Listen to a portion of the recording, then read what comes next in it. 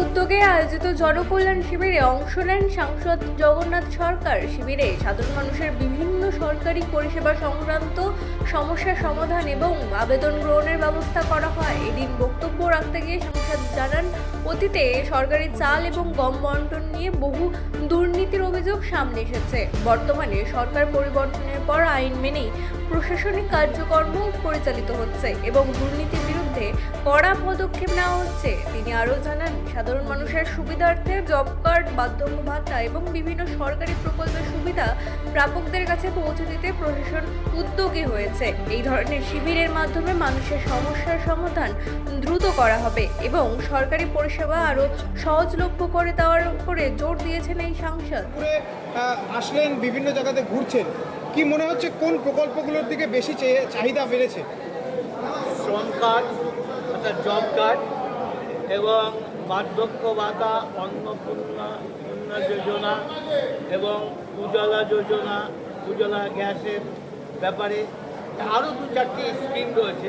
PM সূর্যঘর, যথেষ্ট ভিড় এবং সেখানে ব্যাপক আয়ুষ্মান ভারতের কার্ড, ব্যাপক ভিড় আবেদনের প্রয়োজনীয়তা রয়েছে এবং সব জায়গায় ডিমান্ড রেখে আজকে 4র্থ দিন বাড়ানোর সিদ্ধান্ত নিয়েছিলেন রাজ্য সরকার।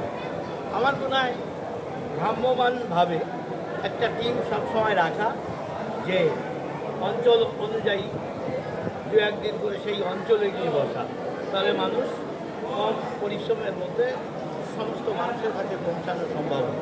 দাদা, মহুয়া মৈত্র জানাচ্ছেন, রেড রোডে মাত্র একদিনের জন্য 1 ঘন্টা ঈদের নামাজ পড়া সম্ভব হয়নি, অথচ সেই একই রেড রোড যোগা দিবসের জন্য 1 সপ্তাহ ধরে যান চলাচল বন্ধ করা হয়েছে। আবু তাহের খান, খালিলুর রহমান, ইউসুফ পাঠান, আপনাদের কি সেই সাহস আছে? আপনারা আপনাদের প্রভুদের সেই প্রশ্নটি করবেন? মহুয়া মৈত্রের কাজই হচ্ছে সমস্যা তৈরি করা, দেশের সরকারকে বিপদে ফেলানোর জন্য শিল্পপতির পয়সা নিয়ে পার্লামেন্টে কোশ্চেন করা আর সাম্প্রদায়িক দৃষ্টিতে কোশ্চেন করা।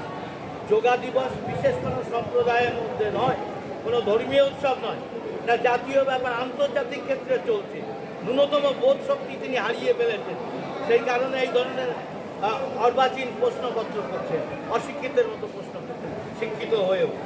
আসলে তিনি একটা চক্করে পড়ে গেছেন বোধহয়, যার ফলে তিনি এই ধরনের কথাবার্তা বলছেন। ঈদের নামাজ ধর্মীয় উৎসব, তাহলে সব ধরনের মানুষ রেড রোড করে কাজ করবে। আর এটা যোগা দিবস স্বাস্থ্যের সঙ্গে সংযুক্ত সরকারি ব্যাপার, কোনো ধর্মীয় ব্যাপারই না, আন্তর্জাতিক ক্ষেত্রে এটা যোগা দিবস সেটা, আর সেই ক্ষেত্রে তিনি কোশ্চেন তুলছেন। ব্যুরো রিপোর্ট, রাত দিন নিউজ নেটওয়ার্ক।